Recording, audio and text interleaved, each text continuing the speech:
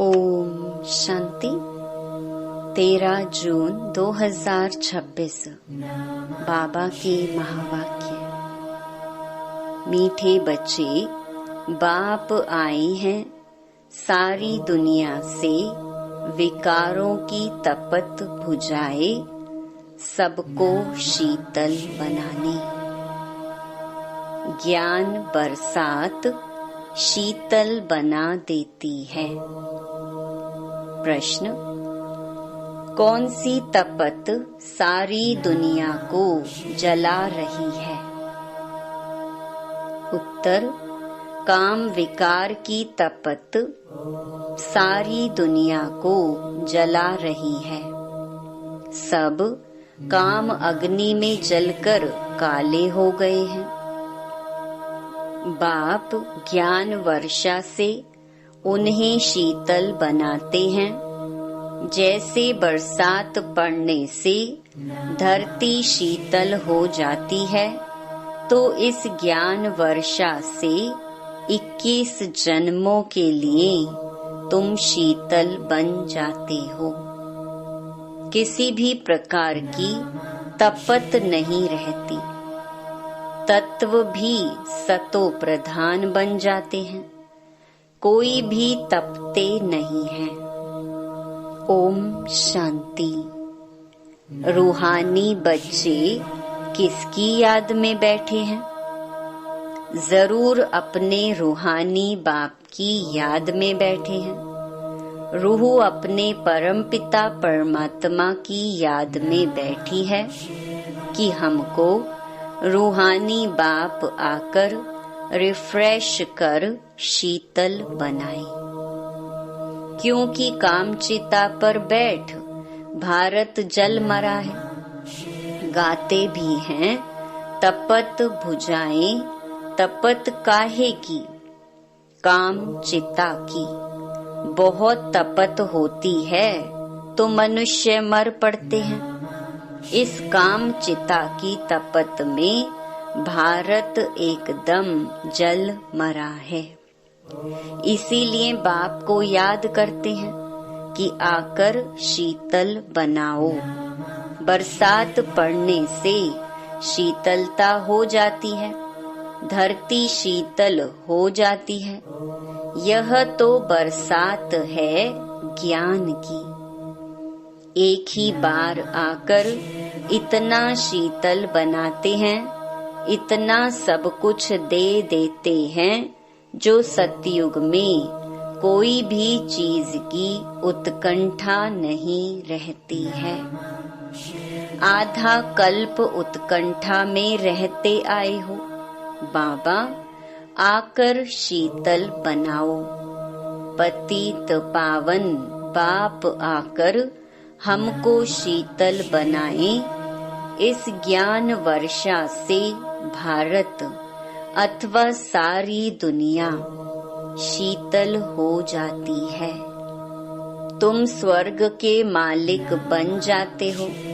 मनुष्य मरते हैं तो कहते हैं स्वर्गवासी हुआ। वह तो सिर्फ मुख मीठा करते हैं। तुम जानते हो स्वर्ग की अब स्थापना हो रही है। बाबा आया हुआ है। यह ज्ञान वर्षा कर रही है। शीतलता का असर 21 जन्म रहता है।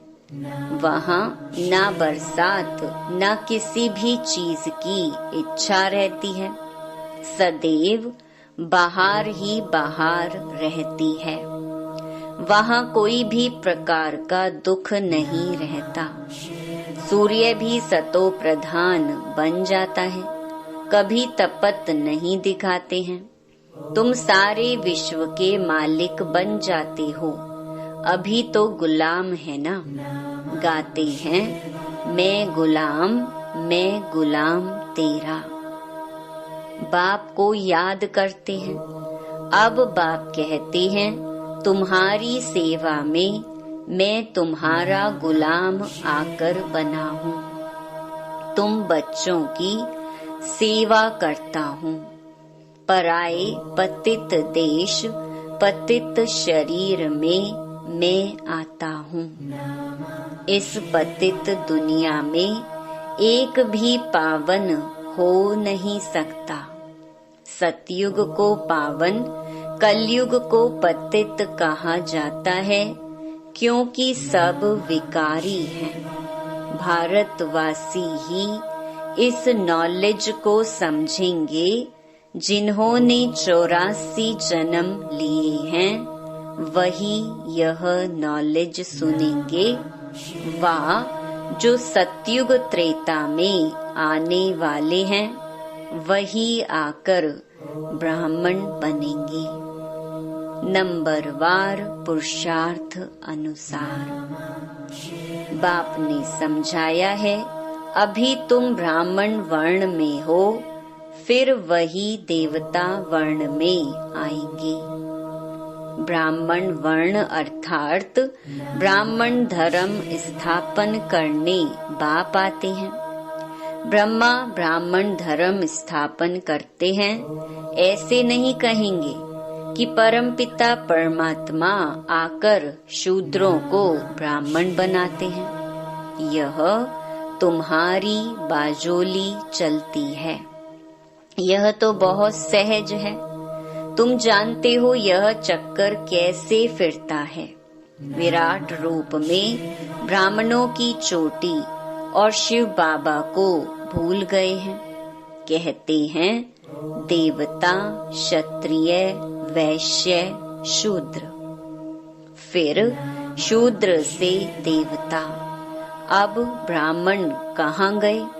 ब्राह्मण लोग गाते भी हैं, ब्राह्मण देवताय नमः। तब प्रजापिता ब्रह्मा की वंशावली कहाँ गए? प्रजापिता ब्रह्मा का नाम कितना बाला है, चित्रों में भी कितनी भूल कर दी है। प्रजापिता ब्रह्मा की औलाद का कोई नाम निशान नहीं है। स्कूल में टीचर पढ़ाते हैं, वह फिर भी सोर्स ऑफ इनकम है। एम ऑब्जेक्ट तो जरूर चाहिए। तुम बच्चे जानते हो, उस पढ़ाई से ही मर्तबा मिलता है। पतित दुनिया में भगवान आकर पतितों को पढ़ाते हैं। बाप कहते हैं, मैं तुम बच्चों को पढ़ाकर पावन बनाता हूँ। इस पढ़ाई से इनकम देखो कितनी भारी है। आधा कल्प के लिए तुम तकदीर बनाते हो। भारत में गाया हुआ है 21 पीढ़ी।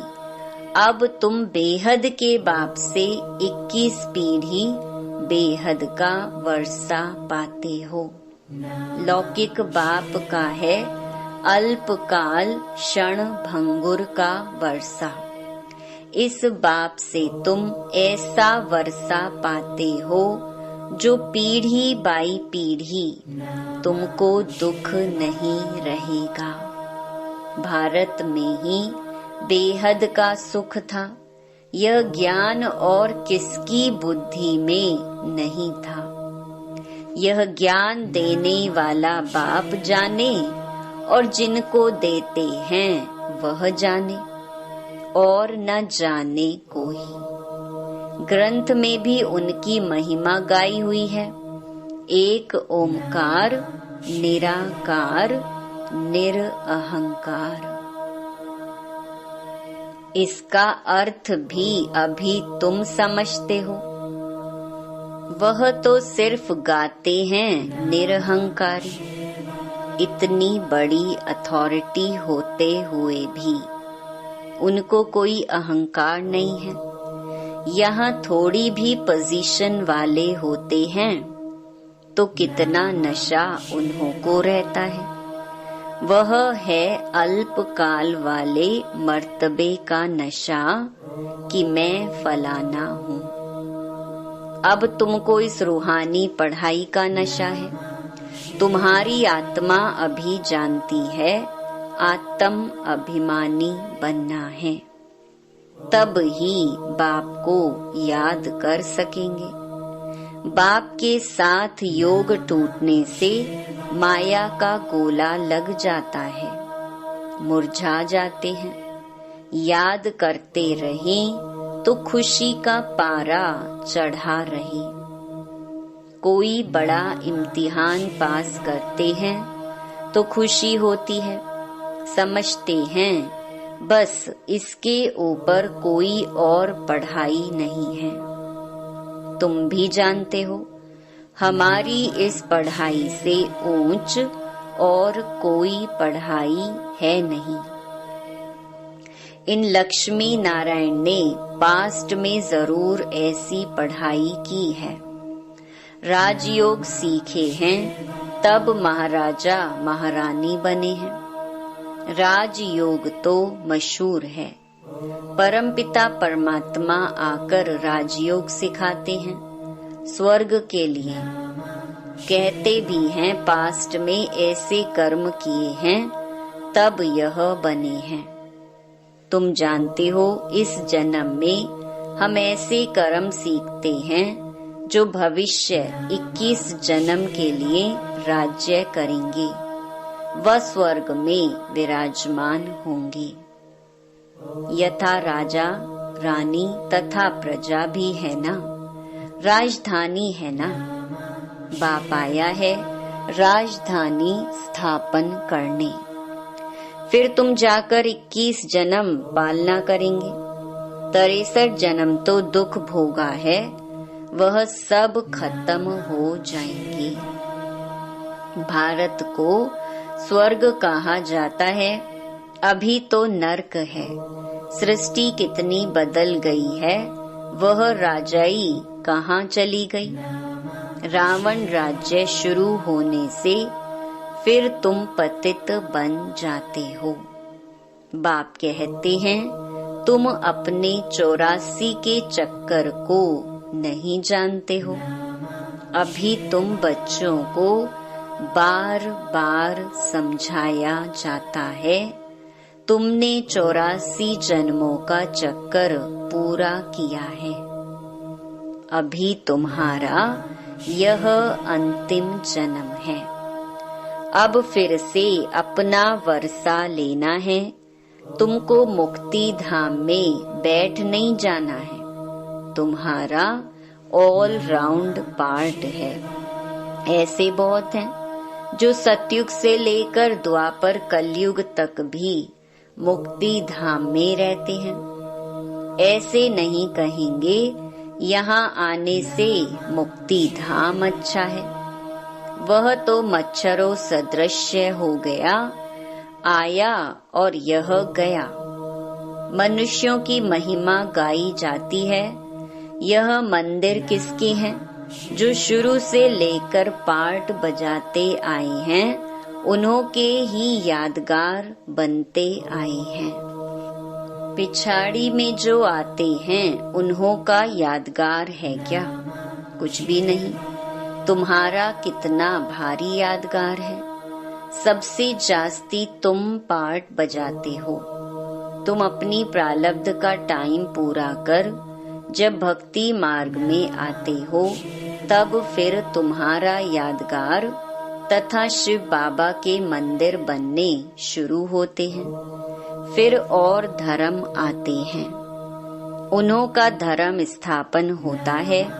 तुम अपनी हिस्ट्री ज्योग्राफी भी जानते हो और सब धर्म वालों की भी जानते हो। 84 जन्मों की सीढ़ी है। पहले हम स्वर्ग में आते हैं, फिर उतरते कैसे हैं? यह तुम्हारी बुद्धि में है। हर एक जन्म में भिन्न नाम रूप वाले मित्र संबंधी आदि मिले हैं। यह सब ड्रामा में तुम्हारा पार्ट पहले से ही नोंधा हुआ है। यह बेहद का ड्रामा है जो हूबहू रिपीट होता है। तुम जानते हो हम 100 देवी देवता थे जो 84 जन्म ले शूद्र बने। फिर हम 100 देवी देवता बनते हैं।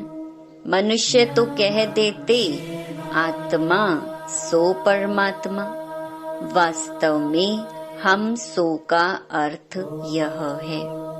वह फिर कह देते आत्मा सो परमात्मा, परमात्मा सो आत्मा। रात दिन का फर्क है ना। तुम अभी इन सब बातों को जानते हो। तुम अभी पांडव बने हो। कौरव पांडव भाई भाई थे ना। अभी बाप मिला है तो तुम कौरव से पांडव बने हो। बाप तुमको दुख से लिबरेट कर गाइड बन ले जाते हैं। घर का तो किसको पता नहीं है। वह कहते हैं आत्मा ब्रह्म में लीन हो जाएगी।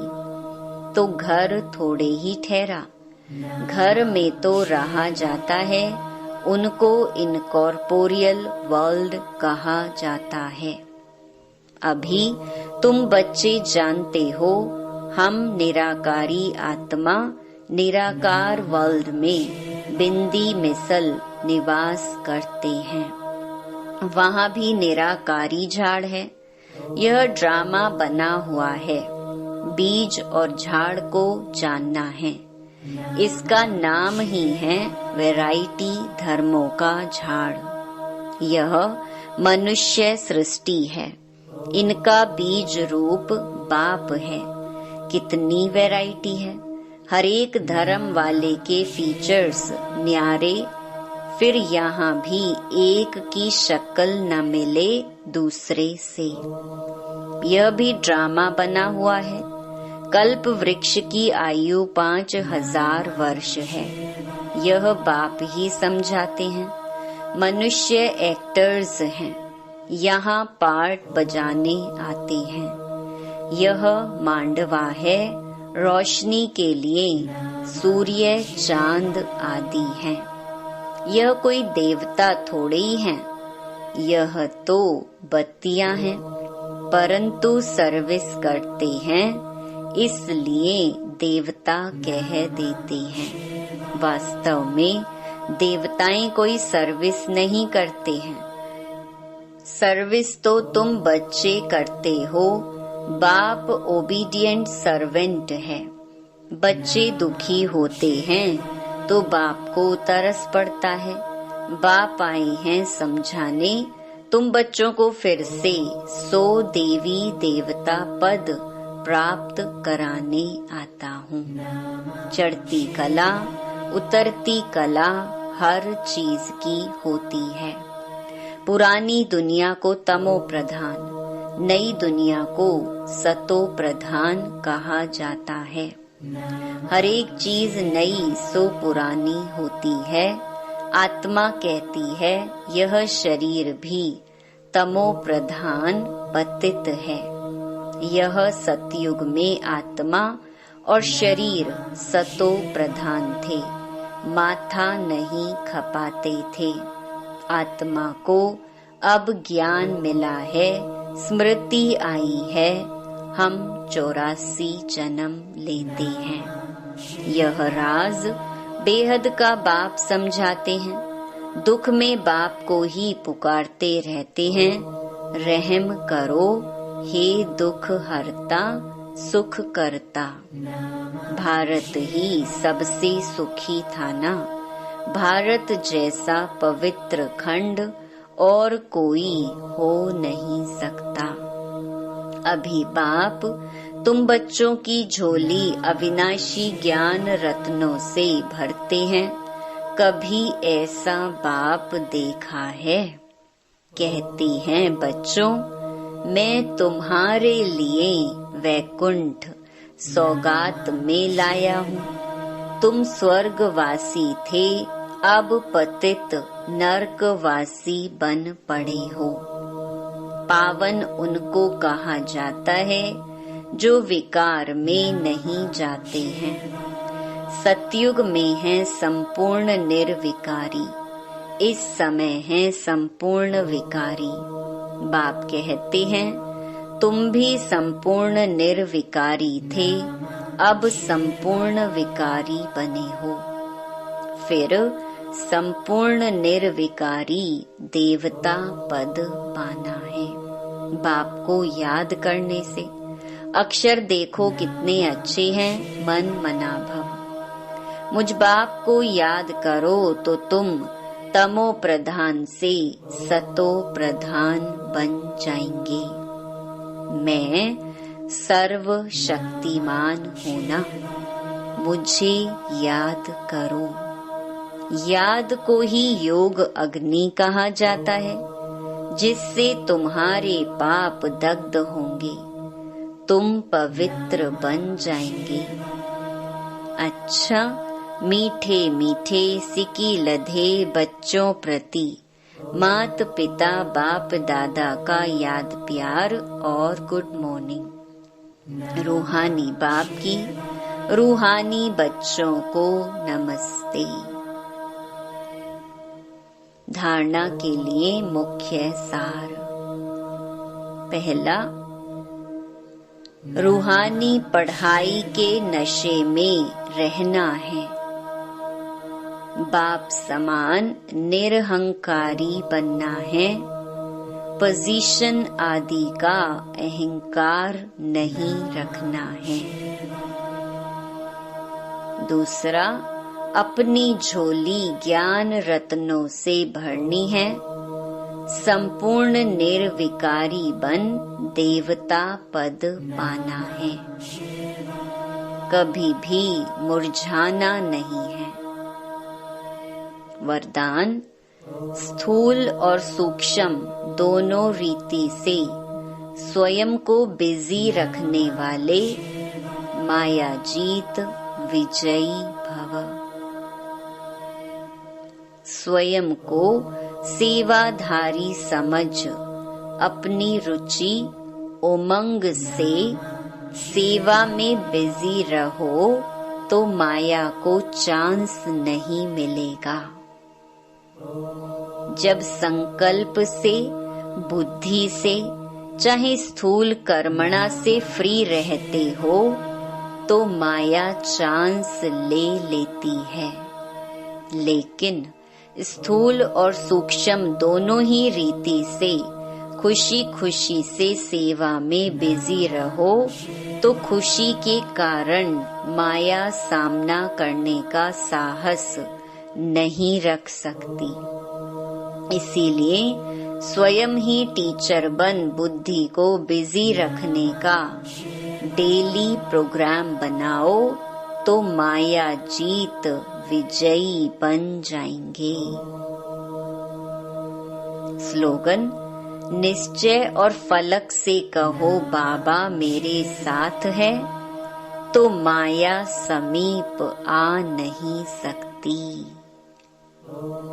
ये अव्यक्त इशारे सदा हर्षित रहने के लिए अपनी नेचर को सरल बनाओ, सहनशील बनाओ। बाप दादा सभी बच्चों के चलन और चेहरे में, बोल व कर्म में सरलता और मधुरता देखने चाहते हैं।